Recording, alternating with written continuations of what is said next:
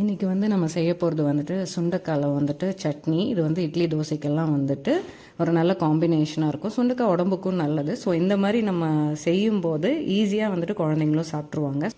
எண்ணெய் ஊற்றிக்கலாம், காஞ்சிருச்சு. இதில் வந்து நம்ம எல்லாம் ஊற்றி நல்லா நம்ம வணக்க போகிறோம். வணக்கிறதுல தான் இருக்குது. ஸோ சட்னியும் வந்துட்டு உங்களுக்கு டேஸ்ட்டாக இருக்கும். சைமல்டேனியஸாக வந்துட்டு பார்த்திங்கன்னா சுண்டைக்காய் சாப்பிட்ற அந்த ஃபீல் வராது. சில பேருக்கு அந்த கசப்பு தன்மை பிடிக்காது. இதில் கசப்பு தன்மையே வராது இந்த சட்னியில். தேங்காய் போட்டுக்கலாம்.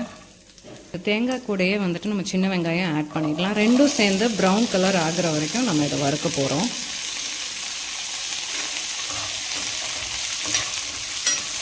இப்போ வந்து இது நல்லா நம்மளுக்கு வணங்கிருச்சு. ஸோ வணங்கினதுமே நான் 2 வரமிளகாயும் 1 பச்சை மிளகாய் ஆட் பண்ணுறேன். அதுக்கப்புறமா கருவேப்பிலை ஆட் பண்ணுறேன்.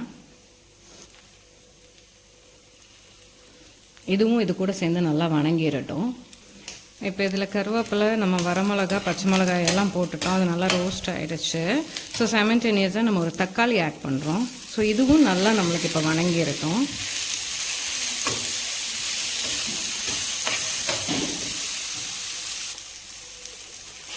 தக்காளி வணங்கட்டும். சைமல்டேனியஸாக நான் தேவையான அளவு கல்லுப்பு போடுறேன்.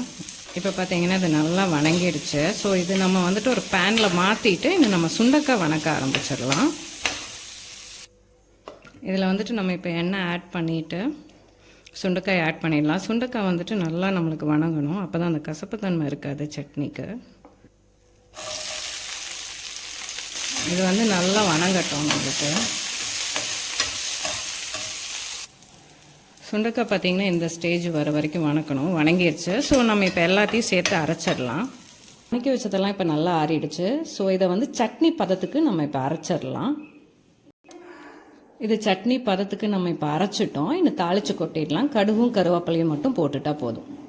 ஸோ சுண்டைக்காய் சட்னி நம்மளுக்கு இப்போ ரெடி ஆகிடுச்சு. இது இட்லி தோசைக்கெல்லாம் ரொம்ப நல்ல காம்பினேஷனாக இருக்கும். கசப்பு தன்மையும் உங்களுக்கு வராது.